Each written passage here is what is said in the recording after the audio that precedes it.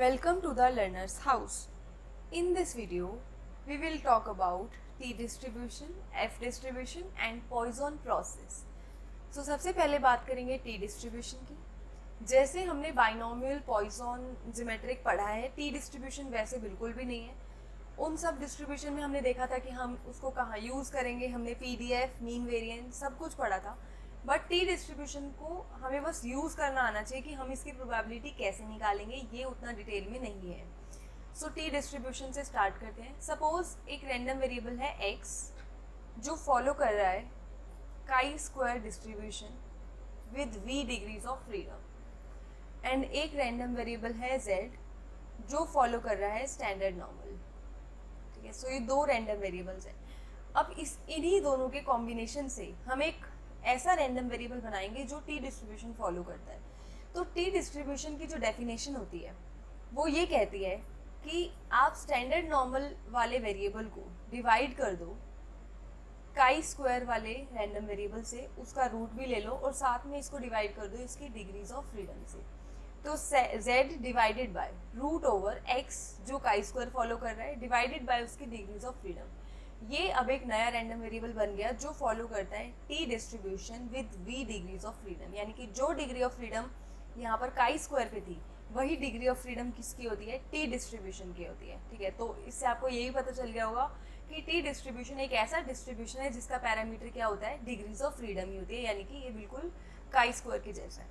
ठीक है, तो टी और एफ डिस्ट्रीब्यूशन को हमने उतना डिटेल में नहीं पढ़ना, हम बस देखेंगे कि हमें प्रोबेबिलिटीज कैसे निकालें.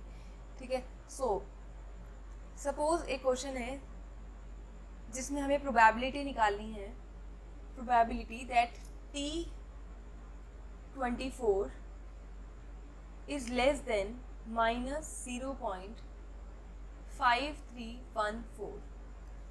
ये प्रोबेबिलिटी हमें निकाली, हम कैसे निकालेंगे. सो ये हमारी एक्चुरियल टेबल है. डिग्रीज ऑफ फ्रीडम हमें कितनी लेनी है, 24, और कहाँ तक की प्रोबेबिलिटी चाहिए, -0.5314 तक की चाहिए. तो देखते हैं कैसे निकालेंगे. टी डिस्ट्रीब्यूशन है ये पूरा, इसमें डिग्रीज ऑफ फ्रीडम तो दे रखी है हमें यहाँ पे, ये रही. हमें 24 चाहिए तो 24 ये रहा, यानी कि डिग्रीज ऑफ फ्रीडम है हमारे पास. लेकिन यहाँ पर आप देखोगे कि ये सारी जो वैल्यूज़ हैं ये कैसी हैं, पॉजिटिव वैल्यूज़ हैं. टी डिस्ट्रीब्यूशन का ये ग्राफ है, सॉरी परसेंटेज पॉइंट्स है. टी डिस्ट्रीब्यूशन, एफ डिस्ट्रीब्यूशन और ऐसे ही एक दो डिस्ट्रीब्यूशन और जिनमें हमें प्रोबेबिलिटी पॉइंट्स नहीं देते हैं, हमें सिर्फ क्या देते हैं, परसेंटेज पॉइंट्स देते हैं. टी डिस्ट्रीब्यूशन का सिर्फ एक यही पेज है, तो इसी में से हमें निकालनी है. लेकिन अगर हम देखें तो 24 पे हमें ऐसी कोई भी नेगेटिव वैल्यू तो मिल ही नहीं रही और हमें नेगेटिव वैल्यू तक का ही चाहिए. तो उसके लिए देखो यहाँ पर हमें टी डिस्ट्रीब्यूशन का ग्राफ दे दिया जो बता रहा है कि टी डिस्ट्रीब्यूशन कैसा डिस्ट्रीब्यूशन है, वेरी गुड, सिमेट्रिक डिस्ट्रीब्यूशन है. और वो भी किसके अबाउट ये सिमेट्रिक है, जीरो के अबाउट सिमेट्रिक है. यानी कि ये कम्प्लीटली रिलेट करता है किससे, हमारे स्टैंडर्ड नॉर्मल डिस्ट्रीब्यूशन से. तो स्टैंडर्ड नॉर्मल डिस्ट्रीब्यूशन में हमने एक प्रॉपर्टी पढ़ी थी. प्रॉपर्टी ये थी कि अगर हमें -a तक का एरिया चाहिए तो हम कहाँ से एरिया निकालें, a से बड़ा एरिया निकालें. यहाँ पर अगर कोई भी पॉइंट है उससे छोटा एरिया जितना है उतना ही इस पॉइंट से बड़ा एरिया है. सपोज यहाँ पर है -2 और यहाँ पर है 2, तो -2 से छोटा जितना एरिया है उतना ही एरिया 2 से क्या है, बड़ा है. ठीक है, तो यहाँ पर हमें बोला है ऑल्सो ये लेस देन भी है, तो हमें इसको ग्रेटर देन वैसे भी करना पड़ता है क्योंकि हम परसेंटेज टेबल यूज़ करने वाले हैं. तो ये हो जाएगा probability that T24 is greater than 0.5314. तो हमने क्या करा, माइनस वाले साइन को किस में चेंज कर दिया, प्लस में, और ये लेस देन को किस में चेंज कर दिया, ग्रेटर देन में. तो अब हमें इसकी प्रोबेबिलिटी निकालनी है. ठीक है, तो ये प्लस में भी हो गया और इसका साइन भी चेंज हो गया. अब हम डायरेक्ट टी डिस्ट्रीब्यूशन यूज़ कर सकते हैं. तो हमें T24 पे कौन सा पॉइंट देखना है, 0.5314 वाला पॉइंट देखना है. सो 24 ये रहा और 0.5314 ये रहा, यानी कि कितने परसेंट पे, 30% पे. तो इसकी प्रोबेबिलिटी क्या हो जाएगी, 0.30 हो जाएगी. ठीक है, so it will be 0.30. I hope आपको समझ आया होगा कि टी डिस्ट्रीब्यूशन से प्रोबेबिलिटी कैसे निकालते हैं. टी डिस्ट्रीब्यूशन को और ऐसे ही और डिस्ट्रीब्यूशन को, लाइक आपके मन में ये क्वेश्चन आ रहा होगा ये कैसे हुआ. ठीक है, टी डिस्ट्रीब्यूशन के बारे में हम और चीज़ें क्यों नहीं पढ़ रहे. एक चैप्टर है सैम्पलिंग, जिसमें आप बहुत सारी चीज़ों के डेरिवेशंस करोगे। जैसे ये फॉर्मूला है, ठीक है, ये क्यों आया, मतलब ये कैसे हो रहा है, मतलब इन सब के पीछे रीज़न आपको सैम्पलिंग में पता चलेगा। सैम्पलिंग में हम बहुत सारे फॉर्मूलेज डेराइव करेंगे। अभी हम बस फॉर्मूले की एप्लीकेशन सीख रहे हैं कि ये फॉर्मूला है तो इससे प्रोबेबिलिटी कैसे निकले, ठीक है। So now right now we are learning how to apply concepts, ठीक है।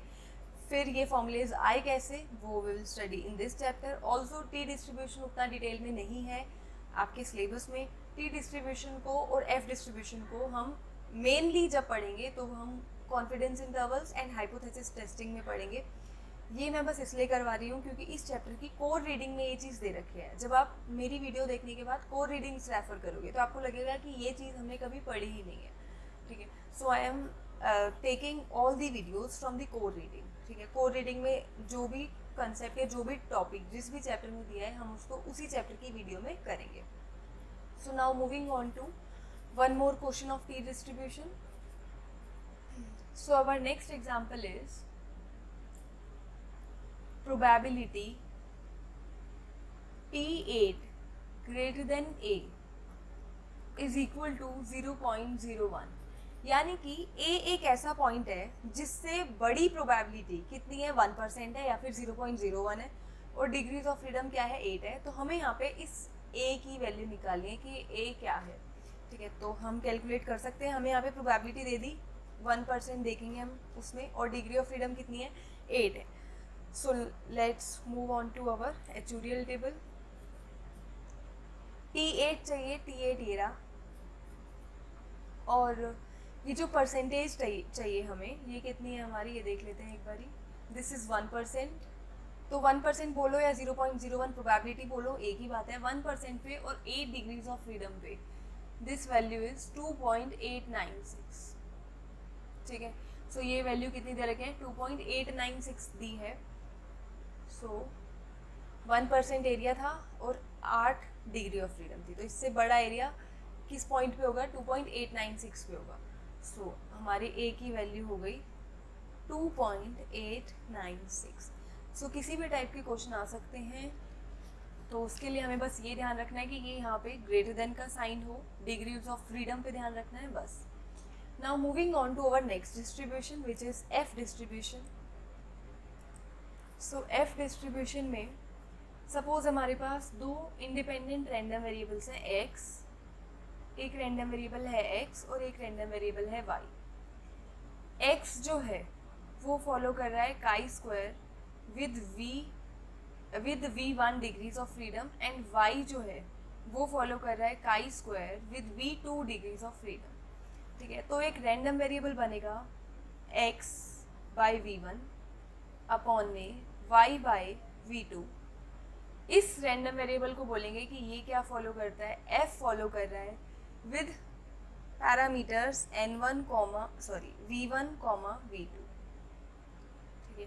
so it is v1, ठीक है। तो अगर कोई रैंडम वेरिएबल है x जो क्या फॉलो कर रहा है काई स्क्वायर v1, एक रैंडम वेरिएबल है y जो फॉलो कर रहा है काई स्क्वायर v2, तो आप उस रैंडम वेरिएबल को डिवाइड कर दो उसी ही डिग्रीज ऑफ फ्रीडम से, और उस पूरे को डिवाइड कर दो अगले रैंडम वेरिएबल और उसी की डिग्रीज ऑफ फ्रीडम से। सो ये फॉलो करेगा F distribution with parameters v1, v2। तो इससे हमें पता चल जाएगा ये दोनों ही डिग्रीज ऑफ फ्रीडम होती है। सो जो हमारा एफ डिस्ट्रीब्यूशन है, अगर कोई भी रैंडम वेरिएबल एफ फॉलो कर रहा है तो वो उसकी दो डिग्रीज ऑफ फ्रीडम होती है, v1 एंड v2, ठीक है। सो अब हम एफ डिस्ट्रीब्यूशन का एक्चुरियल टेबल देखते हैं। ये टी डिस्ट्रीब्यूशन है। एफ डिस्ट्रीब्यूशन 4 पेजेस में है। So this is F distribution. यहाँ पर हमें एफ डिस्ट्रीब्यूशन के बारे में दिया है। ये इसमें भी हमें क्या दिए हैं, परसेंटेज पॉइंट्स ही दिए हैं, ठीक है। और परसेंटेज पॉइंट ये ग्राफ है। सो ग्राफ से हम पता लगा सकते हैं कि टी डिस्ट्रीब्यूशन जैसा बिल्कुल भी नहीं है, क्योंकि टी डिस्ट्रीब्यूशन कैसा होता है, सिमेट्रिकल होता है, अबाउट 0। ये सिमेट्रिकल नहीं है, ठीक है। सो परसेंटेज पॉइंट्स ये यानी कि हम किसी पॉइंट से बड़ा एरिया ही निकाल पाएंगे। ये जो है ये आपको प्रोबेबिलिटी देगा किसी पॉइंट x से बड़े की प्रोबेबिलिटी निकालने के लिए जो फॉर्मूला यूज़ करेंगे वो ये यूज़ करेंगे। टी डिस्ट्रीब्यूशन एफ डिस्ट्रीब्यूशन का पीडीएफ सीडीएफ क्या होता है आपको उसमें बिल्कुल भी नहीं जाना, क्योंकि वो हमारे सिलेबस में नहीं है, ये थोड़ा सा कॉम्प्लेक्स भी लग रहा होगा। ठीक है, तो इस ग्राफ से भी हम पता लगा सकते हैं कि किसी पॉइंट x से कौन सा एरिया देगा, बड़ा एरिया देगा। ठीक है, तो अब देखते हैं ये 4 पेजेस में जैसे मैंने कहा यहाँ पर लिखा है 10%, यानी कि इसमें जैसे मान लो आपने बोला कि आपको 5,4 पे प्रोबेबिलिटी चाहिए, या इस पॉइंट से बड़ी प्रोबेबिलिटी चाहिए 5,4 पे, तो वो कितनी है 10% है, यानी कि इन सब पॉइंट्स पे प्रोबेबिलिटी क्या है 10% है या फिर 0.10 है। ठीक है, इसके अलावा प्रोबेबिलिटी हमें मिलेगी यहाँ पे 5% विच इज़ 0.05। तो ये कम्प्लीटली डिपेंड करता है कि आप डिग्री ऑफ फ्रीडम क्या चूज़ कर रहे हो। नेक्स्ट है हमारा 2.5%, सो इसको हम लिखेंगे 0.025। नेक्स्ट है हमारा 1%, जिसको हम लिखेंगे 0.01। तो ये हम चूज़ करेंगे अकॉर्डिंग टू द क्वेश्चन। सो अब हम एफ डिस्ट्रीब्यूशन के क्वेश्चन पे मूव करते हैं कि एफ डिस्ट्रीब्यूशन के क्वेश्चंस को हम किस तरीके से कर सकते हैं। सो हमारा क्वेश्चन है कि हमें प्रोबेबिलिटी निकालनी है f 5,12 लेस देन 3.106। सो हमें 3.106 से छोटी प्रोबेबिलिटी निकालनी है और डिग्रीज ऑफ फ्रीडम है f और 12। तो ये लेस देन वाली प्रोबेबिलिटी है जो हम एक्चुरियल टेबल से नहीं निकाल सकते एफ डिस्ट्रीब्यूशन के केस में, तो हमें इसको किस में चेंज करना पड़ेगा, ग्रेटर देन में। सो मूविंग टू दैट, ये साइन ग्रेटर देन में चेंज होगा, तो आपको पता है कि जो भी चीज़ें लिखी होती हैं उनका क्या हो जाता है, रेसिप्रोकल हो जाता है। यानी कि यहाँ पर हम लिखेंगे 12, यहाँ पर लिखेंगे 1/3.106, 1/f5,12। नाउ एक जो है फॉर्मूला है कि अगर कहीं पर भी आपको ऐसा कुछ लिखा हुआ है FA, B रेसिप्रोकल में लिखा हुआ है, तो उसका मतलब है FB, A, यानी कि जो डिग्रीज ऑफ फ्रीडम होंगी ये क्या होंगी, इंटरचेंज हो जाएंगी। ठीक है, सो F5,12 की जगह हम यहाँ पर क्या लिख देंगे, F12,5। ठीक है, ग्रेटर देन का साइन है 1/3.106, इसको डिवाइड करके जो भी आएगा वो 0 से छोटा होगा, यानी कि वो कुछ ऐसा होगा 0 पॉइंट समथिंग। ठीक है, अब एक्चुरियल टेबल की एक डिसएडवांटेज और है कि हम इस पूरे में कहीं पर भी आपको 0 से छोटा नंबर नहीं मिलेगा कहीं पर भी। तो इट मीन्स कि ना तो हम नेगेटिव वाली वैल्यूज़ यहाँ पर रख सकते हैं और ना ही 0 से छोटी 0 पॉइंट वाली वैल्यूज़ जो है वो रख सकते हैं, लाइक 1 से छोटी वैल्यूज़। ठीक है, तो इसके लिए मतलब कि हम ये अप्रोच यूज़ नहीं कर सकते। मैंने ये इस अप्रोच से इसलिए कराया ताकि मैं आपको बता सकूं कि हम 0 पॉइंट वाले जो हैं वो नहीं कर सकते, यानी कि अगर कुछ ऐसा लिखा है तो हम इस तरीके से तो सॉल्व इसको नहीं कर सकते। इस लेस देन से हम ग्रेटर देन पे आना चाहते हैं, बट ये जो है तरीका नहीं यूज़ हो सकता। So now what we will do is, हम इसको ऐसा लिख सकते हैं 1 minus probability f 5,12 less than की जगह ग्रेटर देन इक्वल टू 3.106, यानी कि आपको एरिया चाहिए 3.106 से छोटा, तो हम क्या कर रहे हैं कि उससे बड़ा एरिया निकाल के उसको 1 से माइनस कर रहे हैं। नाउ अब हमें एक्चुरियल टेबल में चेक करना है 5,12, पहली डिग्री ऑफ फ्रीडम है 5, दूसरी डिग्री ऑफ फ्रीडम है 12, और किससे बड़ा एरिया चाहिए 3.106 से। सो 5 ये रहा, 12 ये रहा, 3.106 हमें चाहिए, बट यहाँ पर 3.106 नहीं है। ठीक है, so when we scroll it down 2.5% पे ये नहीं हो रहा है, इससे ऊपर 5% पे, 5 पे और 12 पे ये आ रहा है 3.106, and if I am not wrong हमें यही चाहिए था 3.106। यस, तो ये कितने परसेंट पे आ रहा है, 5% पे आ रहा है, यानी कि दिस विल बी 0.05। 1 से माइनस करेंगे ये आ जाएगा 0.95, यानी कि 3.106 से छोटा एरिया कितना होगा, 95% होगा, और इन दो पर्टिकुलर डिग्रीज ऑफ फ्रीडम पे होगा। ठीक है, तो एफ डिस्ट्रीब्यूशन के लिए हमें थोड़े बहुत चेंजेस करने पड़ते हैं। हमेशा याद रखें कि ये जो है ये साइन जो है ग्रेटर देन में हो, और यहाँ पर जो भी नंबर हो वो 1 से बड़ा हो, यानी कि 0 पॉइंट में कोई भी नंबर ना हो, ठीक है। ऑल्सो नेगेटिव भी ना हो, ठीक है। सो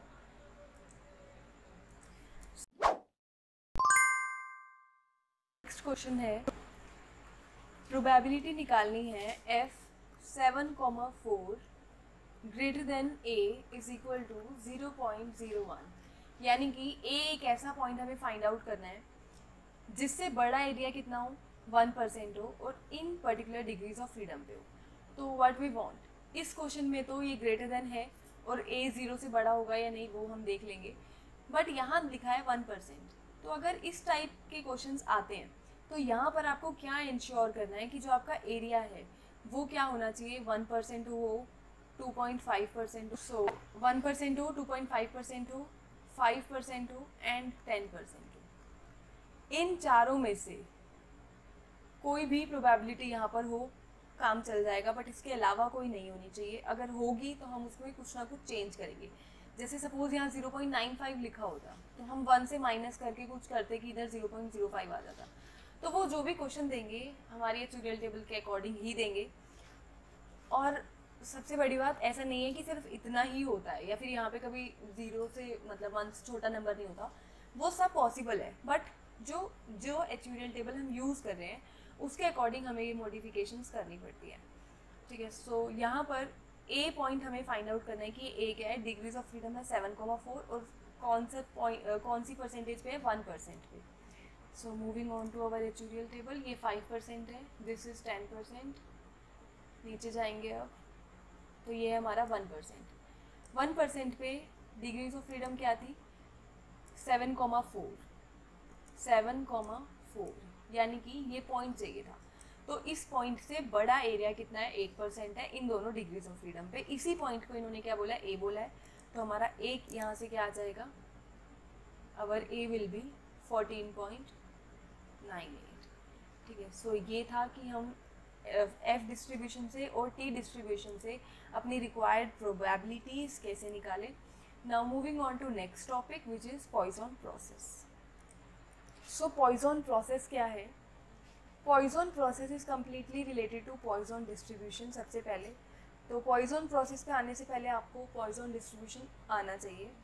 सो सपोज कोई भी रैंडम वेरिएबल है x जो फॉलो कर रहा है पॉइजन विद पैरामीटर लैम्डा, इसका जो पीडीएफ है वो होता है e raise to the power minus lambda, lambda raise to the power x upon में x फैक्टोरियल।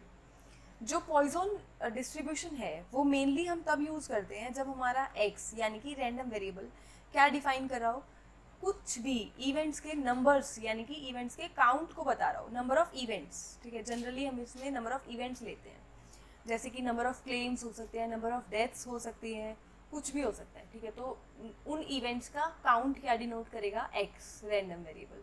तो पॉइजन प्रोसेस का मतलब है कि ये जो टाइम है, जैसे नंबर ऑफ इवेंट्स हम ले रहे हैं पर कुछ ऐसे लेंगे ना, number of events per unit time. Suppose हमारे पास कुछ इस टाइप का क्वेश्चन है जो कह रहा है कि जो नंबर ऑफ क्लेम्स हो रहे हैं वो पर वीक कितने क्लेम्स हो रहे हैं, 8 क्लेम्स हो रहे हैं, एक हफ्ते में 8 क्लेम्स हो रहे हैं, ठीक है। तो आपसे पूछेंगे कि नंबर ऑफ क्लेम्स का डिस्ट्रीब्यूशन डिफाइन करो पर डे के अकॉर्डिंग। तो आपको इस 8 को चेंज करना पड़ेगा, क्योंकि एक हफ्ते में कितने क्लेम्स आ रहे हैं, 8, तो एक दिन में कितने आएंगे, हम इसको 7 से डिवाइड कर देंगे, 8/7, ठीक है। सो पर डे के अकॉर्डिंग ये कितने आएंगे, 8/7 आएंगे। सो ये डिपेंड करेगा कि हम जो भी टाइम ले रहे हैं वो हम कितना ले रहे हैं।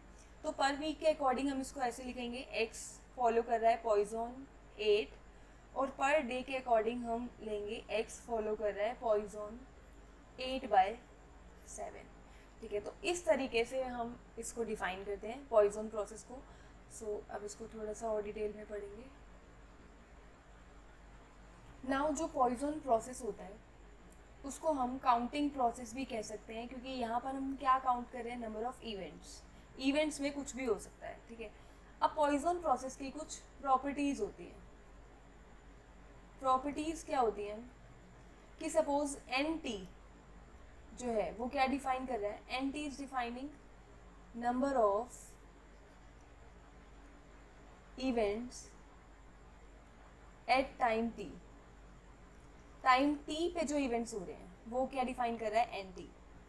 तो प्रॉपर्टीज में जो पहली प्रॉपर्टी है वो है n0 इज 0। इसका मतलब क्या है कि अगर टाइम 0 है तो उसमें उस 0 टाइम में जो इवेंट्स हुए वो भी कितने होंगे, 0। सपोज आप सपोज कोई पुलिसमैन है, ठीक है, और उसकी कहीं पर जॉब है जिसमें उसको आइडेंटिफाई करना है कि इस पर्टिकुलर एरिया में कितनी चोरी हुई, ठीक है, उसको ये देखना है, उसको इसका काउंट बताना है। तो सपोज आपने उससे फ़ोन करके पूछा, इसकी ड्यूटी स्टार्ट होती है 10 AM से, ठीक है। तो 10 AM पे अब जब वो गया तो उसकी ड्यूटी कहाँ से स्टार्ट हुई, 10 AM से स्टार्ट हुई। यानी कि जिस टाइम वो वहाँ पे गया 10 AM पे, वो टाइम है उसका 0 टाइम, उसकी ड्यूटी उस टाइम जस्ट स्टार्ट हुई है। तो उस टाइम थोड़ी कोई एक्सीडेंट हुआ होगा, उस टाइम आप उससे पूछोगे कि कितने एक्सीडेंट हुए, तो वो क्या बोलेगा, 0। 10 AM से पहले जितने भी एक्सीडेंट हुए, सपोज 9:58 पे हुआ, वो ये काउंट नहीं कर सकता। क्यों नहीं कर सकता, क्योंकि इसको कब से बताना है, 10 AM से बताना है। तो ये जो भी चोरी काउंट कर रहा है उसका जो भी नंबर है वो कब से स्टार्ट हो रहा है, 10 AM से स्टार्ट हो रहा है। तो जिस टाइम पर वो गया 10 AM पे, जैसे ही वो पहुंचा होगा उस टाइम क्या है, टाइम 0, और उस टाइम तक इवेंट्स कितने हुए होंगे, 0 हुए होंगे, ठीक है। या फिर सपोज हमें कोई किसी रोड पे एक्सीडेंट्स काउंट करने हैं, ठीक है, तो हम जब काउंट कर रहे हैं, हम जैसे ही वहाँ पे पहुँचे, जस्ट रीच्ड, ये जो टाइम 0 है ना, इसका मतलब है कि 1 सेकेंड भी ऊपर नहीं हो रहा है, ठीक है। तो वो चीज़ जब भी स्टार्ट हुई है उस टाइम पे कितने एक्सीडेंट हुए, 0 एक्सीडेंट्स हुए। अगर उससे पहले हुआ तो हम उसको काउंट नहीं कर रहे हैं। तो इसका मतलब कि टाइम 0 पे नंबर ऑफ इवेंट्स भी कितने हुए हैं, 0। नाउ पॉइजन प्रोसेस में जो सेकेंड प्रॉपर्टी होती है वो ये होती है कि सपोज कोई टी है जो ग्रेटर देन 0 है, उसके लिए टी हमेशा ग्रेटर देन 0 ही होगा, ठीक है। T will be always greater than 0। यानी कि आपका जब टाइम स्टार्ट हुआ, जैसे उसके लिए टाइम कब स्टार्ट हुआ है, 10 AM पे स्टार्ट हुआ है, तो उस टाइम उसका टाइम 0 है। उससे आगे की वो वैल्यूज़ को नोट डाउन करेगा, उसके आगे जो टाइम होगा वो ग्रेटर देन 0 होगा, ठीक है। तो किसी भी टाइम के लिए जो NT होगा वो हमेशा इंटीजर वैल्यूड होगा। जैसे मान लो उसको चोरी काउंट करनी है, तो वो ऐसा थोड़ी बोलेगा कि 1.5 चोरी हुई है, या फिर 1.5 एक्सीडेंट्स हुए हैं, या 2.5 एक्सीडेंट्स हुए हैं, ऐसे नहीं बोलेंगे। अगर नंबर ऑफ इवेंट्स यहाँ पे नंबर ऑफ क्लेम्स है तो हम ये भी नहीं कह सकते कि 5.2 क्लेम्स हुए हैं, ठीक है। तो ऐसा नहीं हो सकता। ये वैल्यू हमेशा कितनी होगी, हमेशा कैसी होगी, इंटीजर वैल्यू होगी। तो ये दो प्रॉपर्टी है पॉइजन प्रोसेस की। Moving on to our third property. अब नाउ हमारी थर्ड प्रॉपर्टी है, सपोज कोई यहाँ पे हमारे पास S है और T है। S और T दोनों टाइम है and T is greater than S। तो जो नंबर ऑफ इवेंट्स यानी कि S टाइम तक जितने इवेंट्स हुए उसको हम डिनोट कर रहे हैं NS, और T टाइम तक जो हुए उसको हम डिनोट कर रहे हैं NT। तो अगर S T से छोटा है तो NS भी क्या होगा, T से छोटा होगा। एग्जाम्पल से समझते हैं। सपोज S जो है वो टाइम है 10:30 AM, हम वही पुलिस वाला एग्जाम्पल ले रहे हैं, और जो T टाइम है वो है सपोज 11 AM, ठीक है। S पर जो इवेंट्स हुए वो कितने हुए, 2 इवेंट्स हुए, या 2 चोरियां हुई, या कुछ भी, कोई भी इवेंट मान लो। और 11 बजे तक ऐसा तो नहीं होगा कि इवेंट्स 1 हो जाएंगे, समझ आ रहा है। अगर टाइम बढ़ रहा है तो इवेंट्स का काउंट भी हमेशा क्या होगा, बढ़ेगा। ये हो सकता है कि अगर 10:30 बजे तक 2 चोरी हुई है तो 11 बजे तक भी 2 ही हुई हों, पर ऐसा तो नहीं हो सकता कि वो 11 बजे तक 1 कम हो जाए, ऐसा तो पॉसिबल नहीं है। तो अगर हम टाइम इंक्रीज़ करेंगे तो टाइम के साथ हमेशा ये नंबर ऑफ़ इवेंट्स जो होंगे ये भी क्या होंगे, इंक्रीज़ करेंगे, या फिर सेम रह सकते हैं। अगर ये 2 है तो हो सकता है ये भी 2 हो, इस आधे घंटे में एक भी चोरी ना हुई हो, ऐसा पॉसिबल है। बट ऐसा बिल्कुल भी पॉसिबल नहीं है कि यहाँ तक तो 2 बारी एक्सीडेंट हुए, यहाँ पे 1 एक्सीडेंट हो गया। यानी कि आप 10 बजे से ऑब्जर्व कर रहे हो कि कितने एक्सीडेंट हुए, आपके सामने 10:30 बजे तक 2 एक्सीडेंट हुए, और आप कह दो कि नहीं 11 बजे तक लेकिन 1 एक्सीडेंट हुआ है, तो ऐसा तो पॉसिबल नहीं है। अगर यहाँ 2 एक्सीडेंट हुआ है तो यहाँ पे मिनिमम 2 तो हुए ही हैं, वही यही वाले काउंट कर लोगे। पर इस ड्यूरेशन में 1 भी नहीं हुआ, ऐसा हो सकता है, पर इस ड्यूरेशन में कोई माइनस में तो नहीं होगा, ठीक है। सो वैसे ये प्रॉपर्टीज़ बहुत ही बेसिक है जो हमें पता होती हैं. So moving on to our next property. Now our fourth property is related to third one. तो जो हमारी फोर्थ प्रॉपर्टी है वो ये कह रही है कि सपोज s छोटा है t से, तो nt माइनस एन एस में जो इवेंट्स हुए वो इवेंट्स क्या होंगे, वो इवेंट्स इसी टाइम इंटरवल में हुए होंगे. ठीक है, तो इसका क्या मतलब है कि nt माइनस एन एस में, जैसे सपोज कि s है 10:30 बजे और t है 11 बजे. ठीक है, तो nt माइनस एन एस का मतलब क्या है. nt माइनस एन एस का मतलब है कि 11 बजे जो इवेंट्स हुए माइनस में 10:30 बजे जो इवेंट हुए. सपोज यहाँ तक 2 एक्सीडेंट हुए और यहाँ तक 3 एक्सीडेंट हुए, तो इन दोनों को माइनस कर दो तो कितने एक्सीडेंट हुए, 1. तो ये जो इवेंट्स आए ये कितने टाइम में हुए हैं, 10:30 से 11 के टाइम में हुए हैं. यही ये प्रॉपर्टी कहती है कि nt माइनस एन एस जो इवेंट्स हैं वो कब हुए हैं, एस टी इंटरवल में हुए हैं. ठीक है, सो दिस प्रॉपर्टी सेज कि nt माइनस एन एस जो नंबर ऑफ इवेंट्स हैं वो रिप्रेजेंट कर रहे हैं जो किस टाइम इंटरवल में हुए हैं, एस टी टाइम इंटरवल में हुए हैं. तो ये बहुत ही बेसिक एग्जाम्पल था. नाउ सपोज पॉइजन प्रोसेस पे एक क्वेश्चन लेते हैं हम. So this is denoting number of deaths. Suppose एक रैंडम वेरिएबल है x जो डिनोट कर रहा है नंबर ऑफ डेथ्स. ठीक है, सो ये जो रैंडम वेरिएबल x है ये फॉलो कर रहा है पॉइजन विथ पैरामीटर 3. और ये जो 3 है ना ये रेट पे है, किस रेट पे, 3 पर मंथ. यानी कि एक मंथ में कितनी डेथ्स होती हैं, 3 होती हैं. ठीक है, तो ये एक मंथ के अकॉर्डिंग है. क्वेश्चन में हमें बोला है कि 5 डेथ्स हों कब से कब तक, जनवरी टू मार्च इंक्लूड करके. ठीक है, तो जनवरी टू मार्च का मतलब है 3 मंथ्स. ठीक है, सो अगर 1 मंथ में 3 होती है तो 3 मंथ्स में कितनी होंगी, 9 हो जाएंगी. तो यहाँ पर हम इस एक्स रैंडम वेरिएबल को ऐसे डिफाइन करेंगे, पॉइजन विद पैरामीटर. ठीक है, सो इसका मतलब है कि अगर कोई भी रैंडम वेरिएबल पॉइजन फॉलो कर रहा है विद पैरामीटर लैम्डा, जैसे कि सपोज एक्स कोई रैंडम वेरिएबल है फॉलो कर रहा है पॉइजन लैम्डा, तो एक रैंडम वेरिएबल डिफाइन करो आप एक्स टी, वो फॉलो करेगा पॉइजन लैम्डा टी. यानी कि तब आपने इस रैंडम वेरिएबल को उस मंथ के अकॉर्डिंग पर्टिकुलरली या फिर उस टाइम के अकॉर्डिंग डिफाइन कर दिया. तो जैसे यहाँ पर जो था वो नॉर्मल 1 मंथ के लिए था जो पॉइजन 3 फॉलो कर रहा है 3 मंथ्स के लिए, यानी कि टाइम क्या हो गया हमारा तब 3 हो गया. तो हमने उस 3 को इससे जो है मल्टीप्लाई कर लिया. तो पॉइजन प्रोसेस में ये बहुत बेसिक सी चीज़ है जो नॉर्मली भी हम करते हैं जब हम पॉइजन के क्वेश्चंस करते हैं कि वो मंथ्स के अकॉर्डिंग है, डेज के अकॉर्डिंग है, हम उसके अकॉर्डिंग उस चीज़ को मॉडिफाई करते हैं. ठीक है, तो बस उसी चीज़ को पॉइजन प्रोसेस में हमने थोड़ा सा डिटेल में पढ़ा है.